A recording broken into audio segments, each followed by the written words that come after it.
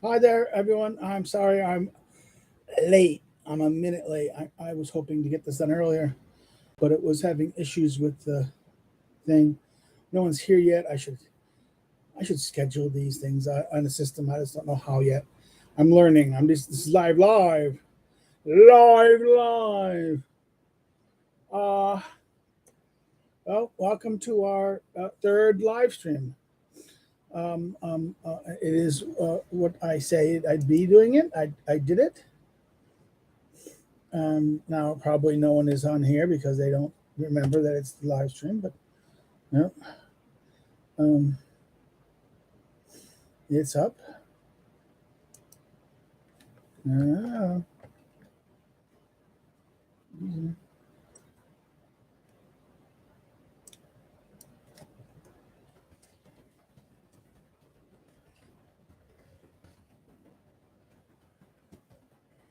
Team.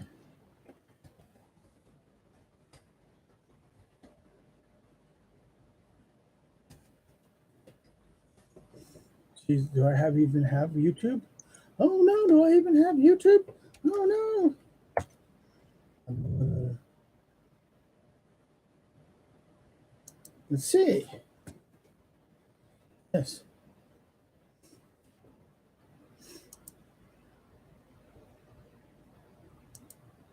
It's live. It says it's live. Oh, let's do this.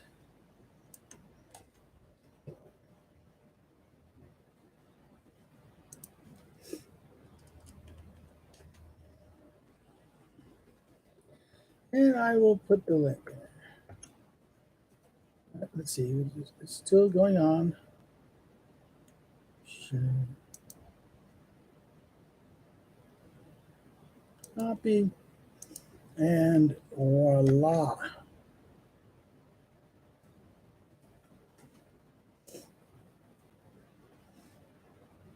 And Facebook.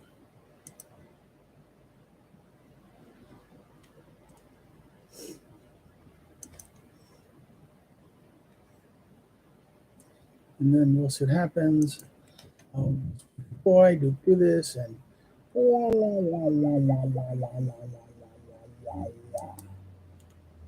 sorry, I should have done this earlier, but it's taking care of this. And there it goes. And voila. Okay. It's the notification, so I'll keep on talking. People can do it. Okay. As I said in my theme, my today's topics, well, bitching about bureaucracy, the UK National Conservative Conference videos I've watched and pay attention to, and the something on it was some books, Alexander Lee and some other books that I've been running into. So let's go do this. I don't know. Like I said, I've been telling people Fridays at noon regularly on Eastern Standard Time, 6 o'clock Eastern Time. I just came out of a meeting, so that's why I'm a little disorganized. I had a political science meeting, Department of Political Science meeting. I mean, at my department, American Studies, we had a political science get together of us talking about something. You know, but I'm also now doing our mid stuff. I have to write my I have to do certain things. I have my to-do lists of things to do. Like, oh my God, like I have to write up a new report for my every 4 year evaluation. I have to fill this giant report out. And it's confusing, honestly. It's like, oh my God, I have to do this. It's like, why can't they just do it themselves? You know, why can't there be a staff who just looks at what you do and then take a report and they say, is this an adequate evaluation of what you do? And you look at it and you can correct it otherwise. But no. In Poland, in places like this, teachers have to write all their own reports and things. It's it's a reason why I know a lot of academics are leaving teaching. That they feel that they've been turned into bureaucrats. The fan is over there, and it's circulating air in here because it was muggy outside, rain. But we have sun out there, so it's nice. But it's about 6 o'clock in the evening here in Poland. So let's go on to it. So bureaucracy in the university. It is painful. Like this idea of doing this report of myself, finding out everything I've done as a teacher, and filling out these forms on the system. It's like drilling teeth. It's like, oh my God. I don't think you can't expect people to do this. I mean, scientific. This will take at least. I spent 3 hours. I spent 3 hours today in the morning struggling with it, and then I had to stop. Because I meet a student about their MBA paper, their BA thesis that they're writing, and I had to basically, and of course, the last minute. They're waiting. They wanted July. They defend in the first week of July, right? They have to get everything by the middle of June done. So you have 2 weeks to meet this, and really they need about 3 or 4 more weeks of it. If what they gave me today was given to me like at the end of April, beginning of May, you could fix it, but you can't fix it. I mean, you can fix it if the person works hard enough. It's possible that it'll be done, but it's frustrating as a teacher. They want to be done, I understand, but you have to make sure it's good. Okay, and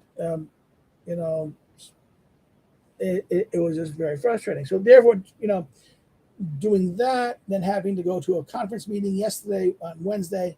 We had Rada and the scientific council, or the governing council of the institute. My faculty's in, of course, all in Polish. It drives me crazy. I get a massive migraine after the meeting.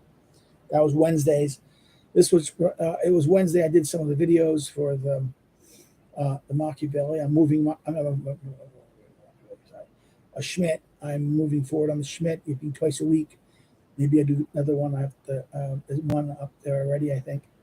What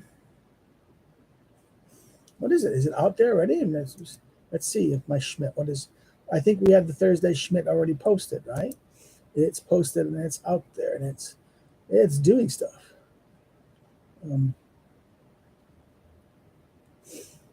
Let's go.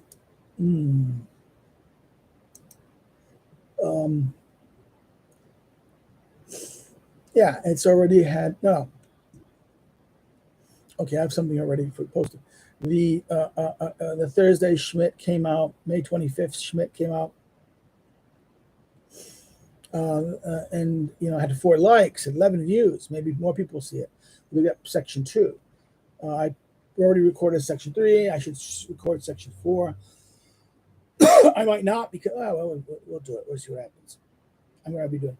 There's 8 sections in the concept of political, so therefore this will allow us to do a good introduction of this. So therefore, this is what Thursday, and I have to continue. I need to start doing part. I started part 2 of Spirit of the Laws. I have to start recording them. It's just a little difficult. I had a court. We finished up at my class on Thursday. That only 1 or 2 students came. 1 student came to a makeup session in the afternoon at 4 o'clock, 4:45 to 6. The makeup class. They want. Of course, the students don't like coming to makeup sessions. So we looked. The whole class was wrapping up books, part 6 of Spirit of Laws, and we went over that. And I video recorded it. We recorded it at the school using the camera, and it was weird. We used the built-in camera, and the power. The classroom was a little different. So therefore, it was kind of odd. So we did that. We recorded that. And I have a recording of it. It's in my classroom file. It's publicly in my classroom. My Warsaw University based recordings. It's there. I don't think students will watch it. It's a tutorial where we go over the last part. But I'm going to be we're going to be going through the whole Montesquieu. So that's just. It's happening still, so therefore there. My recording schedule is a little less advanced. I mean, I have about a week ahead, okay, and I have maybe only one, so my recording things are not as further down as I normally would like to have had done. But that is because I'm doing things. I'm doing editing work and things like this. So the administration stuff has been driving me absolutely crazy. So the frustration of this. So I get my venting out here, and but no one's here to watch it. So 9 minutes wasted on venting out, blah, blah, blah. Okay.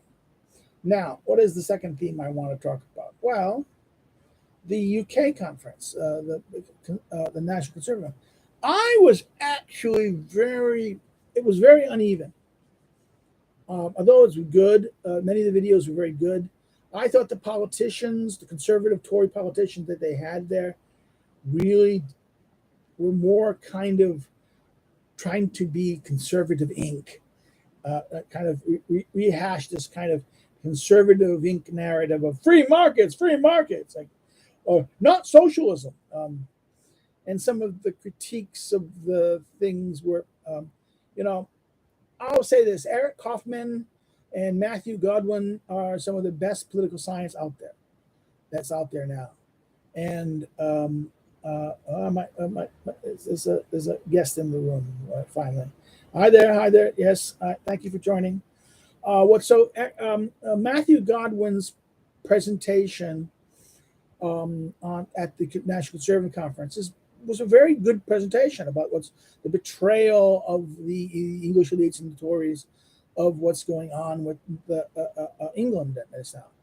And I think Matthew Godwin in his last book he did with I forget the guy's name. It's over there, hiding someplace over here, over there. I look paperback version of it. National Populism book is probably some of the best political science. Godwin has been a scholar looking at religious and ethnic groups and racial politics, ethnic politics in England and Northern Ireland. He studied the Northern Ireland politics. He then studied the rise of the what we call the right, and not the Tories, but the kind of right parties in there. Godwin's work is probably some of the best work that is out there in this. In his new book on values, which I ordered, I'm waiting for it. It hasn't come yet. No, I'm waiting for that book, and I might talk about it. That Godwin's work is probably some, again. He and Eric Kaufman, a Canadian who teaches mostly in the UK. Of course, I know a lot of my friends, like Gary P. didn't like White Shift. I have problems with White Shift also, not because he's sociologically doing it. It's political science sociology. So therefore it gets the ethnic and the science badly, the biological stuff badly. He doesn't understand that. But I think it's nonetheless as a work of social science, it's very much out there. It is actually very much good work, Eric Kaufman's work, and I'd recommend Eric Kaufman's work. I hope he's doing something else. White Shift's an interesting argument about the way that things like racial constructs and political systems are evolving things. They're not simpler. That's maybe what's really wrong with someone like. I've always had a problem with Samuel Huntington's Clash of Civilizations, because he assumed that these civilizations are not evolving, non-changing, and they're constants. And therefore, they're constant poles of conflict. What's wrong with Huntington's Clash of Civilization is that he doesn't understand the changing characters of civilization, that civilizations emerge and civilizations change, and that they evolve. And this is tied to the not only conflict and contestation among states, but also within the reality of the population, the changes of the population, the changes to the people, the interaction with their environment, the changes to their environment, their resources, their ability, and then the cycles of any system, social, political system, or nation. And this cycle of life, like any organic thing. And it's not the political concept is not purely organic. Okay, it's not purely organic. It's not like it's not something that it is a composite. It is a composite construction of organic human beings. Human beings are organic. We're biological. We're coming to the world. The state and society and that nations are just networks not just mere network. Networks is the wrong thing. They're stronger than that. They're bonds. They're bonds. They are the remnants of our actions, our structures, our habitats, our environments, our things like this. Therefore, there is kind of an interaction between the institutions, in other words, the historical concrete institutions, structures, and things, and the animals the human being, the animals, the biological beings, in their networking and their contestation and their living together, and that produces this product. That's what's so interesting. If you understand that reality, something which kind of Huntington wants to skip over and just thinks of ethnic identity and national culture and civic things as permanent constructs of the power divide. Now he's right that these things are factions of division and factions of political division, but they're not constant. They're changing. They're evolving. And what is good about Eric Kaufman's work on white shift is the same understanding that the changing evolution of what we mean by white America, right? Because it did change. In the 1920s and 1930s in America, the dominant concept of the culture was WASP, W-A-S-P, White Anglo-Saxon Protestant, which meant English Anglo-Saxon Protestant. This was the dominant cultural paradigm of North, including Canada and the United States. That the elites were white Protestants. This was the country. Now, this over time, and that Catholics were marginalized groups. The white Catholics weren't part of this elite. They were excluded. In fact, they sometimes self-excluded to Catholic. That's why there was up from the 1840s until even now, there's a whole separate education system of the Catholic private education. Now there's private education in America anyways.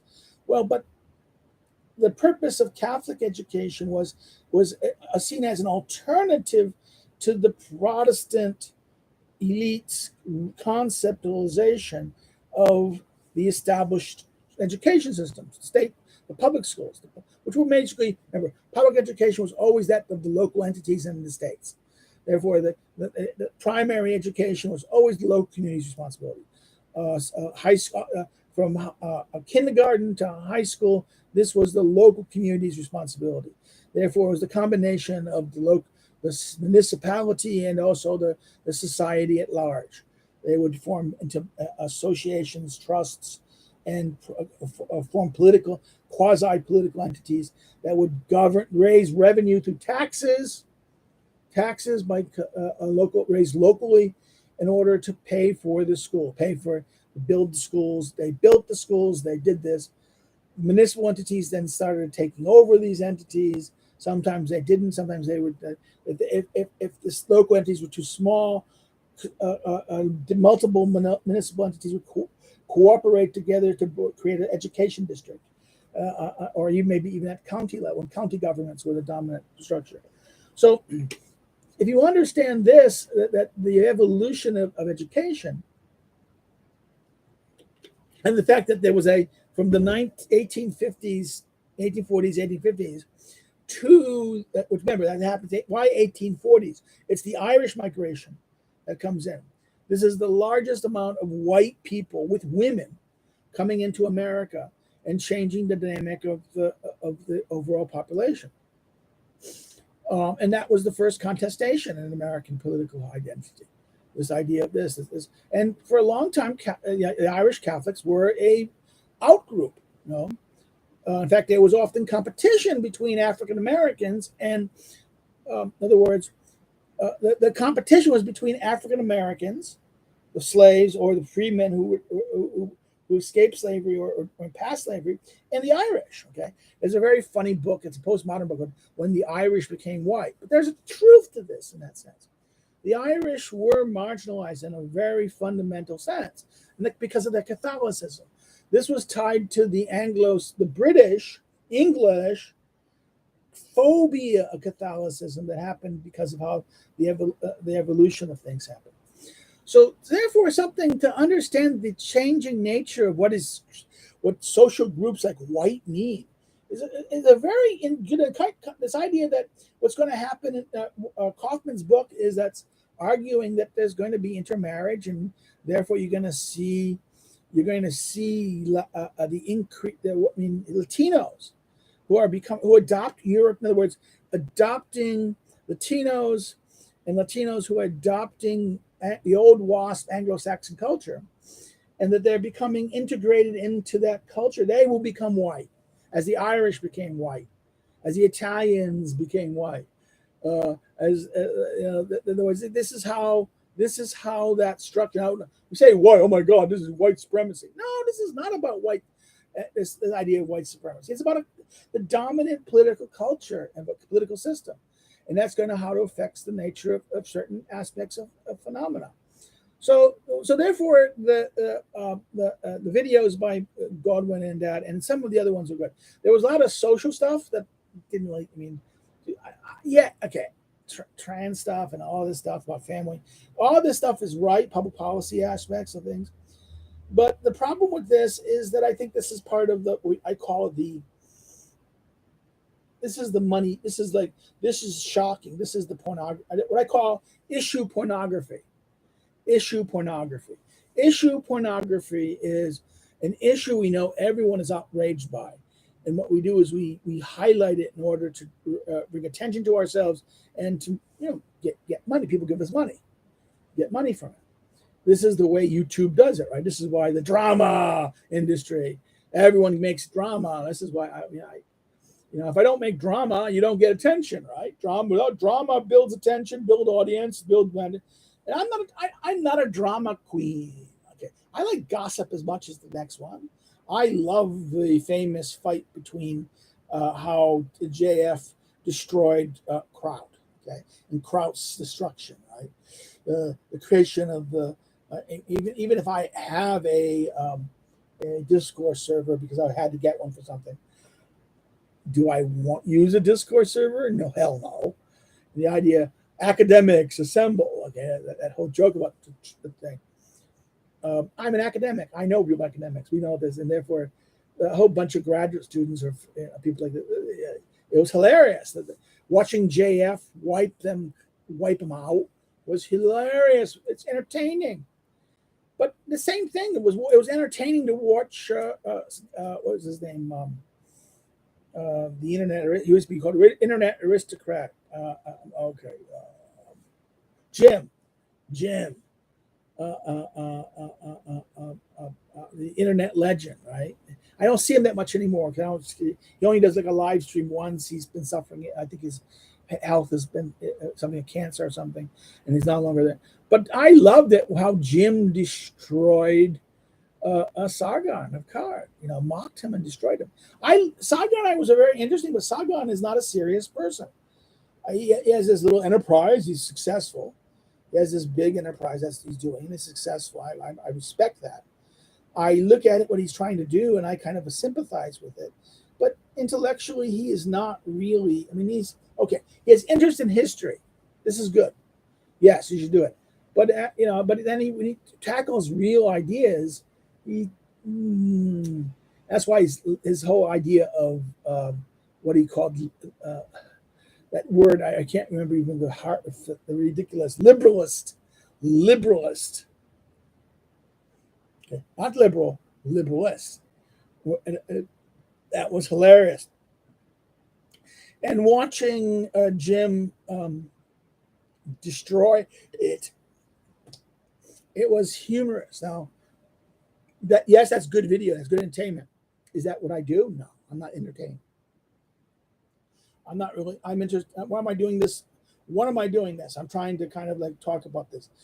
So therefore, for me, what was interesting about it was the real projection of things. Now, I wanted to see David Starkey's presentation. I know he was asked to do something.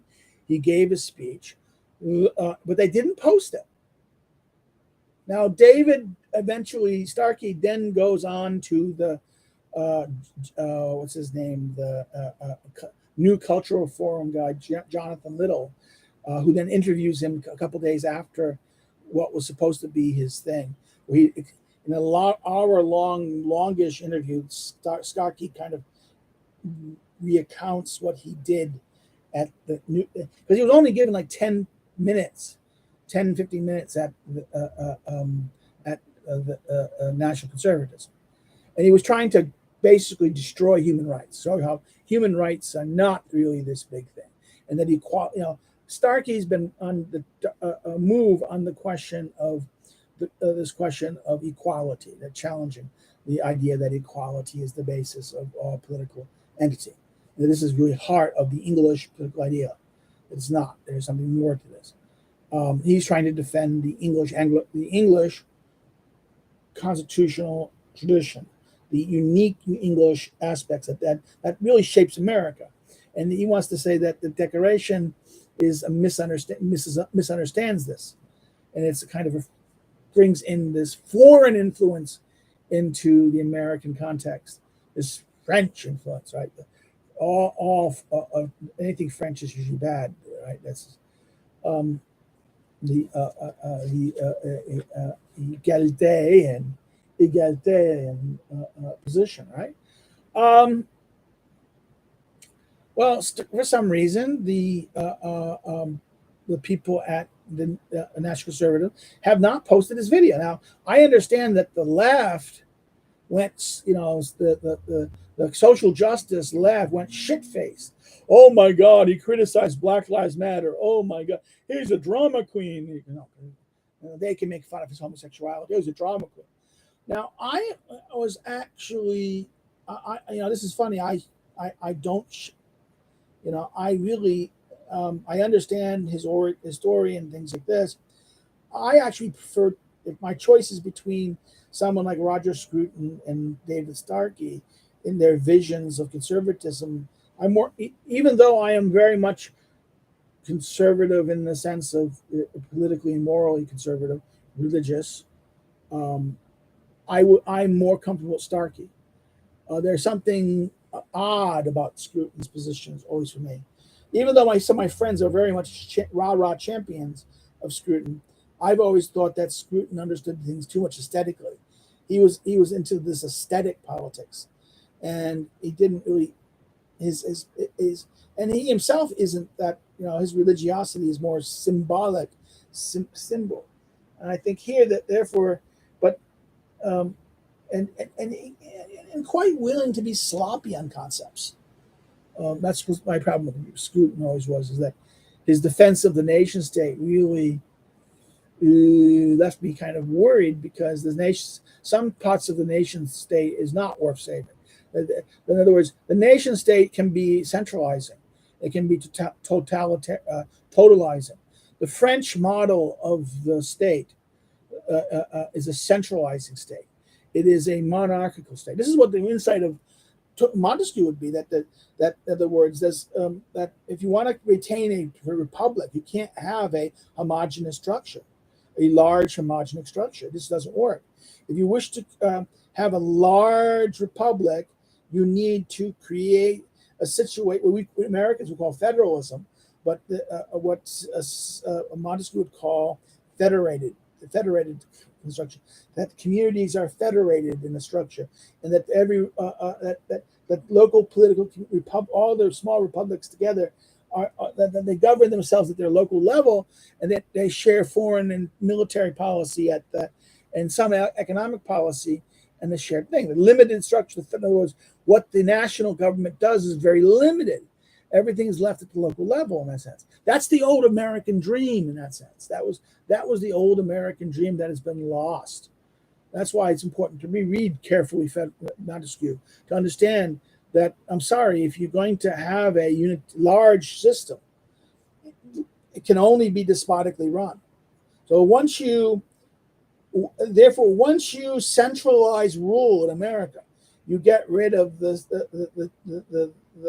states and their equal representation at the Senate, and then you create a directly elected president, popular election. You create a despotism. This can only be despotic. This is why the French state is despotic. It's easy for the elites to manipulate this large mass.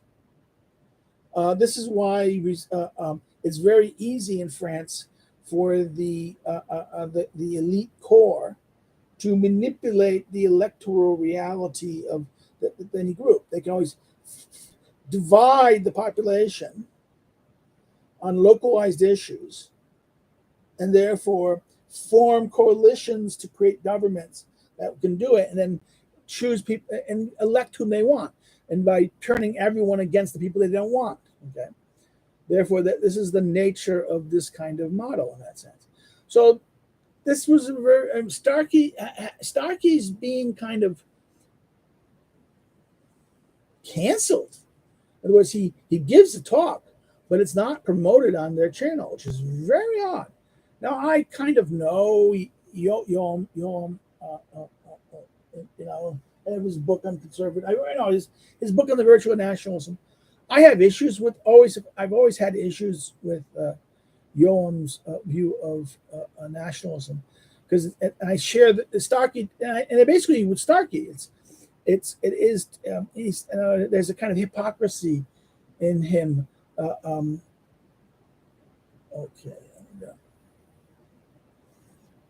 someone is saying something wrong.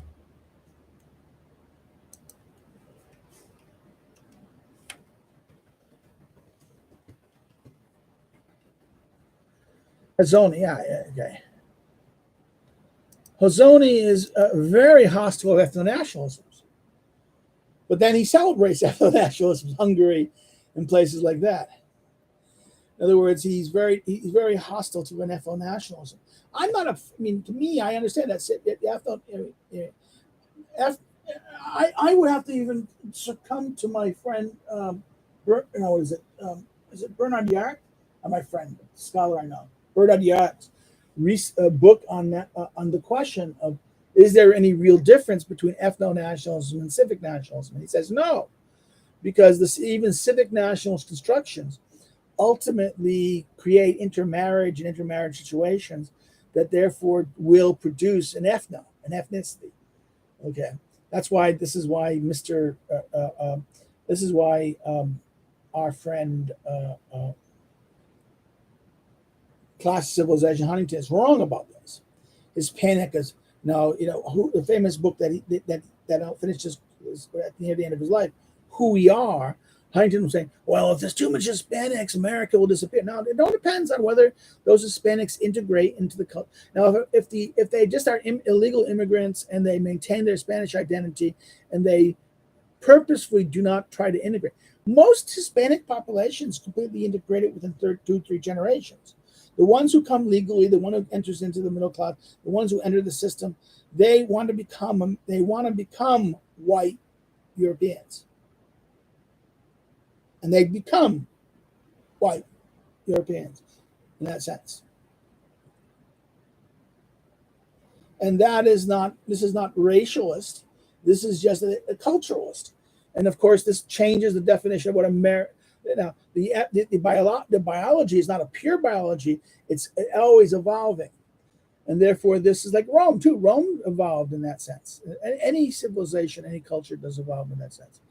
So therefore, that it gets us to that this discussion. So, of course, there's the Melanie Phillips and her good critiques against Islam and what's wrong with the English state. These were good. Even though I like Rees-Mogg, I thought Rees-Mogg's talking was shallow. He's a politician. He's not a thinker. Okay, they should, in fact, what's his name? Harriman, the guy who was a Burke scholar, kind of a Burke scholar, but also he was an EU parliamentarian involved in the Brexit campaign. Harriman, his paper was. I felt like saying, "Come on, it's no. It's like yes and no." Again, defending free. He was more defending global markets again, and I think this was missing the point of building community. In other words, I think the issue that the National Conservative was the idea of building local communities and the way they work, and the danger of this new globalism. With oops, there's a wild, a floating flower out from outside, that pollen. The the global elite trying to impose a new homogeny of culture to divide us and to create multiplicity in order that they can easily control it. Divide kind of classical how powerful elites are able to manipulate the masses, the groups, who differentiate, divide them against each other, and by then rule them. And to basically bring in new workers, cheaper workers from the third world who will be the kind of, this is the kind of what they want is a kind of a situation where they're aristocrats, they're the elites who live in the palaces, and all the cheap labor minions will be the minions that do it. Now, that's okay. That is what it is, but that is still a problem, and this is why that may be some of the free market. But then there were some speeches that were good about community, but it was a little too sappy. Some of them were good and powerful, but they were also a little sappy. I was moved. The two presentations of there, I was still moved most. The sociologist guy, I think he's Hungarian, Frank Furuli. His stuff about that was good. He was again the sociologist, and like I said, good the Matthew Goodwin and Eric Kaufman. These were the big stars of what I think national conservatism was doing. And I shared that on my social media. I was thinking, I was impressed by this. I think more and more people should be looking at both Eric Kaufman and Matthew Goodwin. Okay, now I talked about national conservatism. We're now we're past 35 minutes into this. We're past half hour, and now I'm going to talk about I read this during the pandemic. I have the hardback over there. It's over there. The pandemic. This Alexander Lee's Machiavelli, His Life and Times, came out with the pandemic. This was one of the books I read, and what was so powerful about this book was that I ended up reading it. It was so deep and so thing that it took me a week to. Usually, like this, I'll get this very fast. I'm actually a very quick reader and things. A day or so, less than a day. It's a big nature book, 800 pages. This is a massive book with notes. It's about the notes begin on page. The notes begin on page 6 and 5, and the bibliography begins on page 573. So it's over a 670 page book, excluding the like 20 pages of foreword, right, or preface. Someone I know, Harvey Mansfield, wrote a review in the Claremont Review, critical of it, saying this is Machiavelli without the philosophy. And this is very much Lee, being an English guy, English historian, is very much influenced by the Cambridge School domination in England. He's an English author, checking at English in this. He is very in England. The Straussians are not at all influential at all in that sense. It's the Cambridge School types that are very much influential. And therefore, in this book, a lot of what Mansfield talks about in this, the people I know, aren't in it. But it's a great book. It's one of the best biographies of Machiavelli that really dealt with the primary material in a good way. Now, of course, you can argue about interpretations. Does he understand? Does Lee understand the texts, the deeper meaning of the discourses and things like that? One can dispute that, and I think that's a legitimate criticism. But as a book about his actions and his deeds and his role in shaping as a statesman, reading this book is actually very good if you want to understand the statesman character, the Machiavelli as politician versus Machiavelli as philosopher. That's the two sides of Machiavelli. There's the thinker, the philosopher, and then there is the man of politics. Now, Machiavelli himself says he wanted to be a man of politics. He was first and foremost a man of action, who, because circumstances, has removed that possibility. Fortune has kind of removed that. He is now prevented from that, and therefore now he will now turn to thought, contemplation. He doesn't think contemplation should be first. He'd prefer being action, doing action. That what makes his philosophy very interesting in that sense. But Lee's book is actually something worthwhile. Now what's difficult about this is that this is not that available in America. This is a Picador book, and when this came out, when I talked to my American friends, half of them couldn't get it. Okay, they had to order from Amazon UK, and there was shipping embargoes and to the US. They were frustrated. Now you can get it on Kindle now, I'm told, but still, my God, the hardback edition that's available in America is going like for $100, something ridiculous. So it's not like it's in the word, and that's why maybe we won't do it. It hasn't been getting they did not target. Amazon did not. Picador did not make a deal to distribute it in the U.S. So I think there's a distribution problem with contracting. It's a shame because this book should get much more attention, and I think the paperback edition of this really, really, really merits people reading it, and it's actually very interesting. Again, it's not the Machiavelli of the political philosophers. It's the Machiavelli of the statesman, the statecraft. And this is why, and this is what something my old friends, my,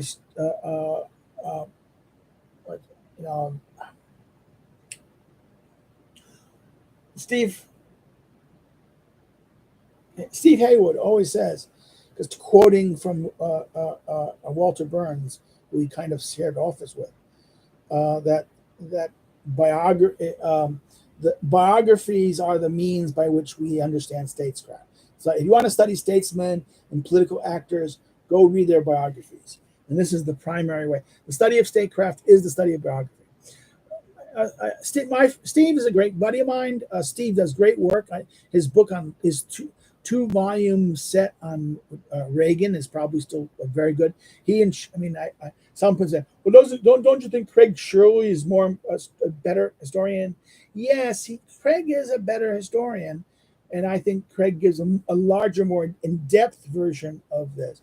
But understanding someone's statesmanship, I think, and the skill as a politician, I think Steve Haywood's two-volume biography of Reagan is fantastic in that regard. That's like he has this wonderful book on Churchill and leadership that he wrote before that, and he also has this good great book called Greatness, where he compares Lincoln and not Lincoln, but Churchill and not Lincoln, but Churchill and Reagan. Okay, this idea of greatness in that sense.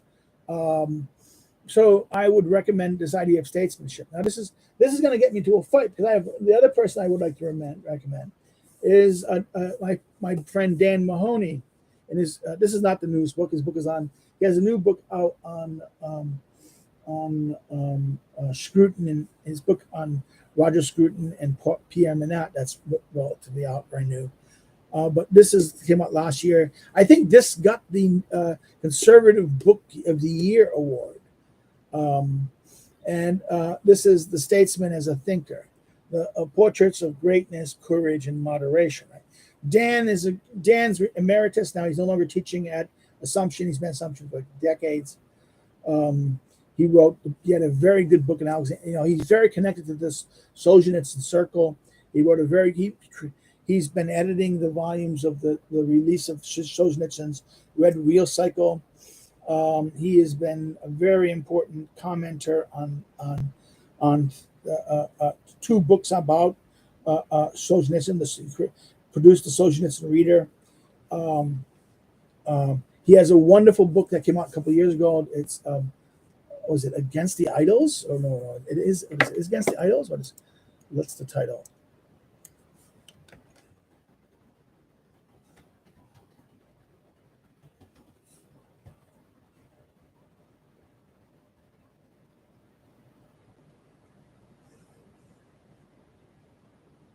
against the idols of the age, I think.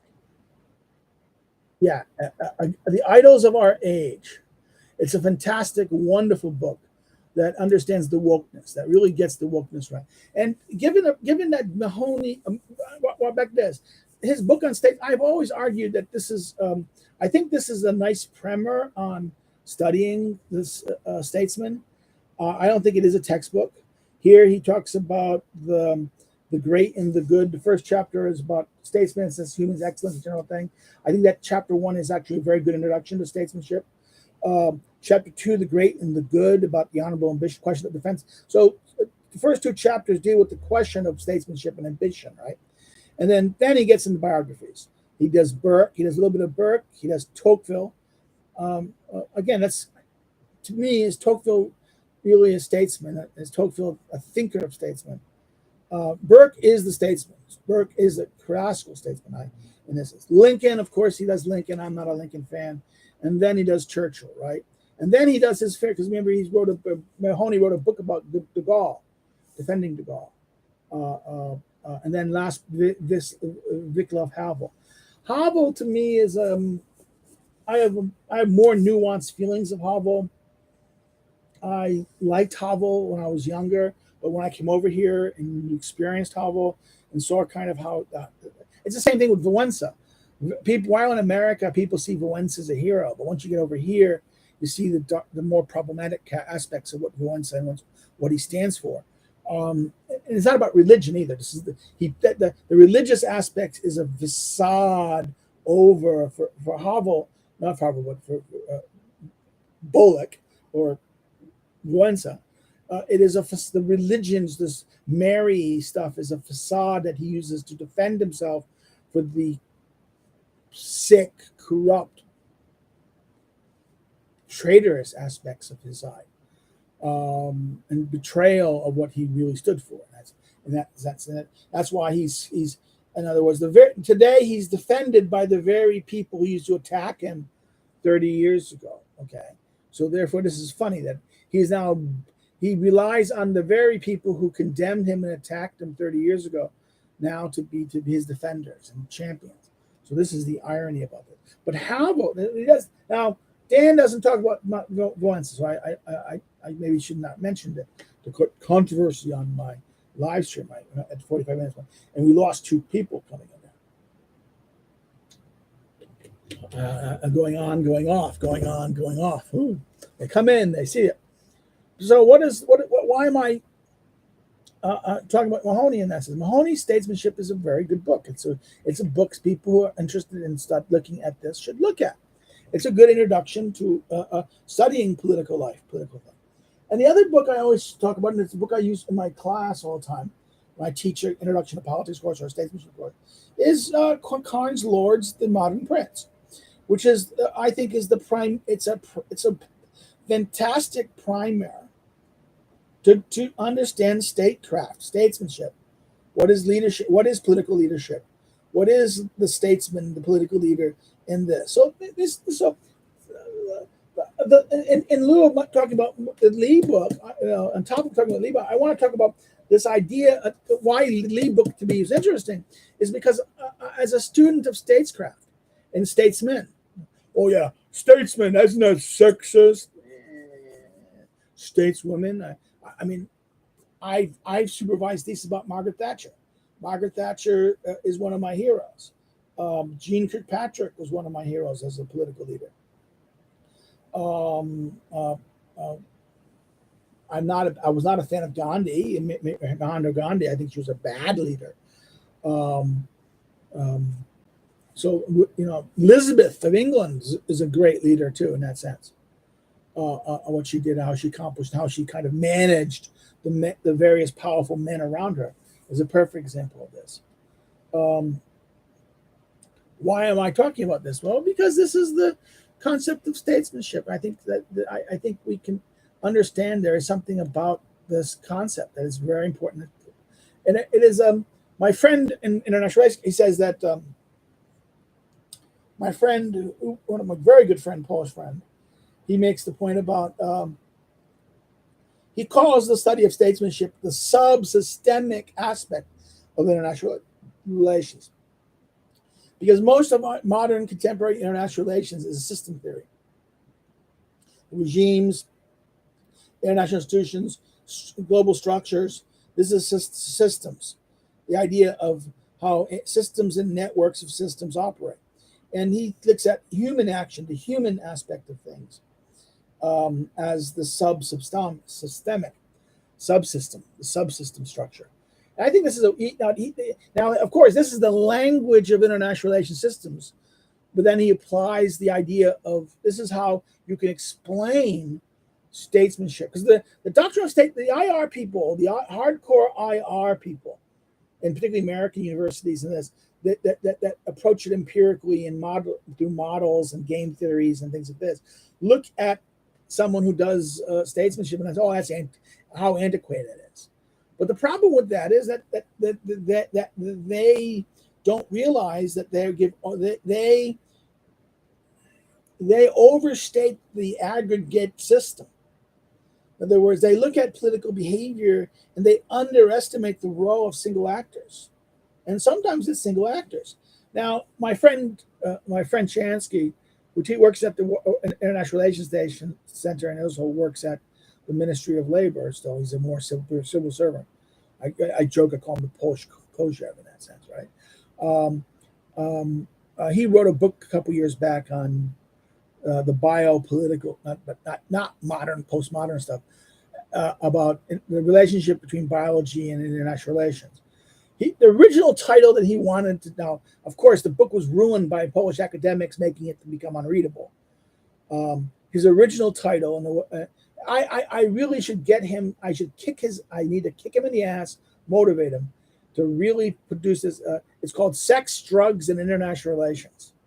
It's all about all the different aspects of international leadership, how illness and sex and narcotics played in the decisions of international state. The fall of the fall of Louis Napoleon at Louis III, and the collapse of against the Germans. The destruction of the Second Empire. All of these things, the role of biology and drugs and health and sickness is a very interesting thing that really should be talked about more about in politics. He wrote it in Polish. It's available in Polish, but the typical IR department bureaucracy. They needed to be more scientific, and by doing that, it became unreadable in that sense. But and of course, he's the kind of guy who doesn't want to write anything else. I mean, he doesn't want to rewrite the book like this. Once I've written it, I don't want to write it again. No one's going to read the book. I'm sorry. What his original idea, the original manuscript, which was in Polish, unfortunately, was a fantastic thing. It was readable. My wife liked it. All her friends loved it. It would have made a best-selling book. Okay. But then what happened was the academics say, "Oh, no. You got to add this systemic, all this gibberish into it." And then and I had to bring Foucault and all this stuff in it, which then just jargon and things like that, which overloaded the introduction. And then all the meat and stuff just got lost in the mess. Again, that's the danger of writing this book. But again, that's statesmanship. Statesmanship is about studying the subsystem and the way the subsystem of politics works on actors and the way actors operate, and the role actors have in things. These are matters. This is also true. And my God, this is what plays the reality of why legislation succeeds and fails. Individual actors. Remember the story, the famous movie about Joe Wilson, right? What was that when Joe Wilson? I forget the name of the movie about Congressman Joe Wilson about Afghanistan, how that one congressman and his own reaction to things, and the fact that he played an important role, the key vote in that committee, led to the direction American policy led to the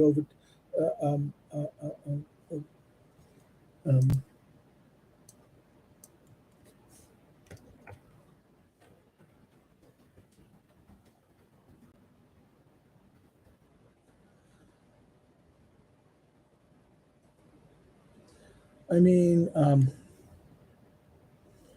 this is always the problem about that, right? That's the I'm trying to remember the name of it. It's influence and culture. Uh,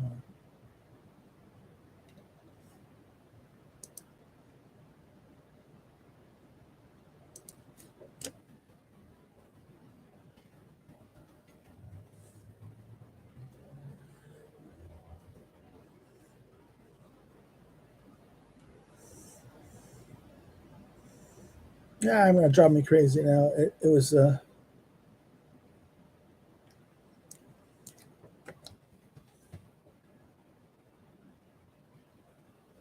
it's gonna drive me absolutely crazy.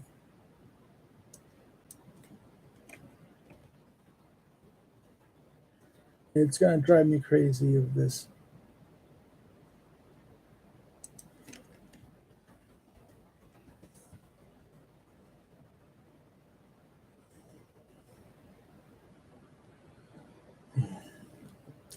Well, okay, that's driving me crazy. The movie is just driving. I blank. Okay. Once well, I mean, that's the role of one man, one actor. One actor means everything in that sense. Can change can change the policy of things. So I discovered talked some books. I got my copy of Schmidt. Pardon. My copy of Schmidt in German, so I can make sure to translate. I was saying my comments. I was saying certain words mean certain things, and I said, "Yeah, I was right. They mean those things. They use the German. German words are very specific." So, again, that's going to be doing my manuscripts.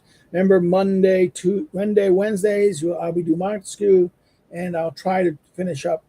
I'll be doing Thursdays on Schmidt, finish up the Schmidt thing. Okay, that's it. And we're done. I think we're done because we're at the hour mark. There's no one left. I was hoping people would be here, but they are what they are. They'll see what they'll see. Please encourage people to come next time. No one's here. No one cares. No one wants to see this. Oh, I will take. Listen, if anyone sees this and see what they want, I will talk about themes that people want to talk about in that sense. You have to give me time and some notice on this. Or you give me some notice saying, please, Mr. Bates, please talk about this thing. And if I can talk about it, if it's doable, I will talk about it. I'll put it as a theme of the show. I like to cover at least three. I will try to cover at least three things each live stream. I will talk about what happens, a little bit of on the stuff and that there. But I would like to do things outside of where I'm streaming on the normal thing. So therefore, that's it. I hope you always have a good day, and I'm going to today is May 26th, right? So on Sunday, May 28th, was my birthday. Yeah, not telling you how old I am, but I'm old. Okay? And I'm going to have some friends over. I'm going to have a party. I'm trying to get my wife to make me a chocolate pie. I like chocolate cake. I can always get chocolate. Maybe I was going to get chocolate cake also. Get chocolate cake also. But a chocolate pie. Why chocolate pie? Chocolate is a pie crust, nice crust pie filled with chocolate with some whipped cream on top. Yum. What is that? Boston cream pie, maybe? Okay, never mind. Well, take care. And this is now at I'm going to sign off at the hour mark. So just before the hour mark. Okay, I was late, but we're leaving early. Take care. Bye-bye. Have a good day.